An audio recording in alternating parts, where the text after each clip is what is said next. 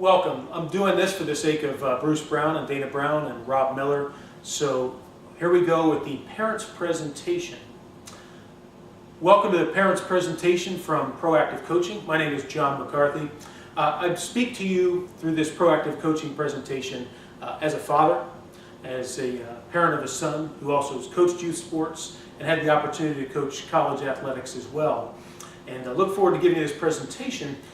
What we're going to present here is information that's unlike just about any others that Bruce Brown has put together through ProActive Coaching in this. This material is not generated through Bruce Brown specifically.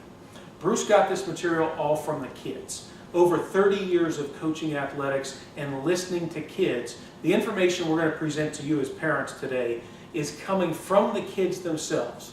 We consider this a gift back to the parents, a gift to you from the student athletes through us here at ProActive Coaching. It's important that you realize as parents that this comes from the kids. So if you have any questions, if you seem to disagree with anything, first of all, we'd ask that you sleep on it for a night and really think about it, because it's not just us as adults talking to adults. This is coming from the kids. Really think this information through. We're going to talk to you about 3 different ways that you can help make your experience with your young son or daughter a positive, wonderful experience. And I know as a dad and as a youth coach that I think that we're all on the same page, that we would, at the end of the day, we just want to make a great experience for our son or daughter. Hopefully they're going to learn to enjoy a great game. Hopefully they're going to learn some life lessons and some valuable skills through athletics if it's done properly. The 3 ways we're going to go through right now are talking first of all about before the game, and then during the game, and then after the game. We're going to start with talking a little bit about before the game and how to make this a great experience for your student athlete, your child. First of all, there's 4 questions that you should ask of yourself and then of your young son or daughter. First question you should ask of yourself is, why do I want my child to play? Son or daughter, why do I want them to play? Second question is, what role will they play on this team? Next is, are there any goals that we have as parents for your son or daughter playing in athletics this coming year? And then last is, what's a successful season? As a parent, how do you define a successful season for your son or daughter? Now, and this next part is important, is that you ask the same questions of your son or daughter, and instead of trying to dictate to them the answers, listen to your son or daughter. It's really important that you ask these questions, listen. First, again, is ask your son or daughter, why do you want to play? And really take it in. Next, what would your role be on this team? What do you think your role is going to be on this team? Next is, what are your goals for this season? Do you have any goals? And if so, what are your goals for this upcoming season? And last, how do you, son or daughter, define success? What's going to be a successful season for you this coming year? And now's the crucial part with this. You've got four questions you've asked yourself and asked your child. Now with that, if your answers are the same, great. You're off to a great start. You should have a great season. Odds are pretty good that your answers may be a little different than their child's. If your answers are different than your son or daughter's, drop yours immediately and accept their answers. You've had your time. It's their turn. Remember, it's their experience at this point. It's their experience. So what they value as a successful season, why they play, what their goals are, etc., is really important for you to listen to, comprehend, take in, and understand that it's their time. Drop your expectations. And here's a key one. Parents, whether it's soccer, basketball, football, baseball, whatever it might be, it's often in the back of your head, you've got in mind that, hey, my son or daughter, they're really good and they have a chance at a college scholarship. And you forget that they're 5, 6, 7 years old. And the number one reason that kids play is to have fun. If you're thinking scholarship for your 7-year-old, and all they're thinking about is going to play with their friends and having a great time, you're on a different wavelength. Drop your expectations and accept theirs. Very important. Another quick note on that lesson. If you've got in the back of your head for your young child about an athletic scholarship, drop it. 75 to 1, academic versus athletic approximately.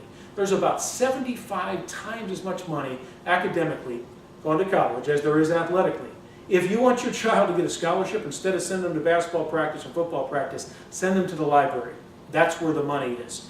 Don't worry about an athletic scholarship. Focus on enjoying the game. Other thing that's important for you to understand is this. 70% of youth kids that are playing sports quit by the time they're 12. Think about that, 70%. So the studies ask why. Why do they quit by the time they're 12? The answer is simply this. It's not fun anymore. And again, I want to remind you, these answers are coming from the kids. This isn't just myself or Bruce Brown talking. These are the answers that these kids gave to Bruce Brown over 30 years. And it doesn't matter the gender, boy or girl. It doesn't matter the sport. The answers are consistently the same. They quit because it's not fun anymore. The logical follow-up question is, why isn't it fun anymore? There's almost always two answers given. It's parents and coaches. And I hope you're on the same wavelength as me, that as a parent and a youth coach, I don't want to be the guy that drives my son or drives the kids that are playing for me out of sports. It's quite the opposite.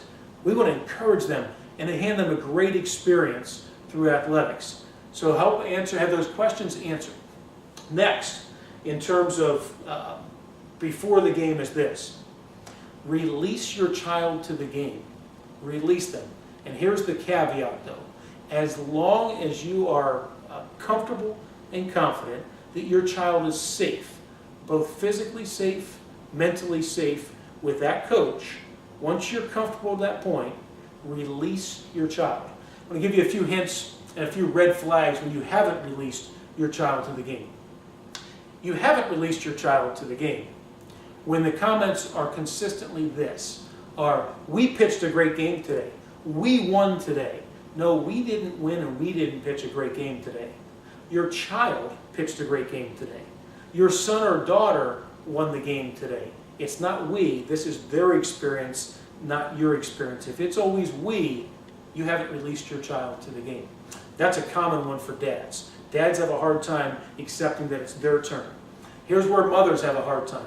Mothers have a hard time with letting their child make their own mistakes and not doing everything for them. Mom wants to make sure they've got the water bottle, make sure that they've got the shoes, make sure they've got the shin guards, etc. on the way out.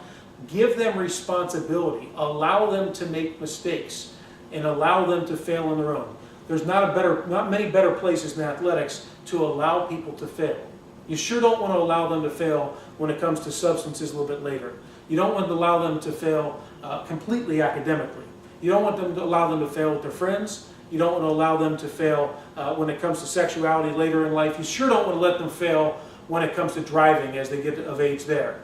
But when it comes to athletics, hey, if they miss a free throw towards the end of a game, if they make a bad turnover, if they throw a bad pass in football, miss a kick in soccer, not a great situation, but they learn to fail and learn how to deal with it at that point. Let them make their own mistakes and let them learn through athletics instead of trying to make sure that you handle everything for them. And along with that, a lot of the things that are going to happen in athletics, a lot of the challenges throughout a season are going to be relationships, whether it's with other teammates, whether it's with a coach. Again, you don't always have to step in as a parent. Back up, release your child to the game, let them make their own mistakes, let them handle their own scenarios. Here's another sign you haven't released your child to the game. If after the game, they don't want to be around you, they're embarrassed that you were there, and they want to get distance from you, that sends a red flag up that you haven't released them to the game. Another sign is this. If you as an adult are yelling and screaming at officials, that is an adult to an adult yelling in a public forum. Since when did that become acceptable, to yell at another adult in a public forum? You're supposed to model as a parent, model as a coach as well, poise and confidence. Is that really the right message you want to send to your child? If you're visibly and audibly yelling at an official, that's sending a message to your child. That's okay. That's what my mom or dad does, is they yell, so therefore I can yell too. It's not okay. That's not acceptable. You have not released your child to the game if you are yelling at an official.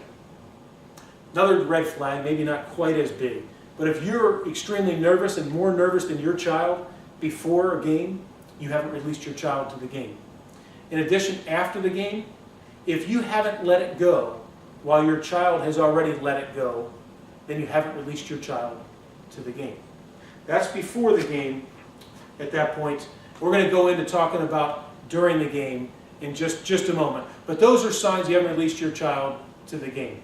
We're going to jump in just a moment, stop this, and come right back to talk about during the game.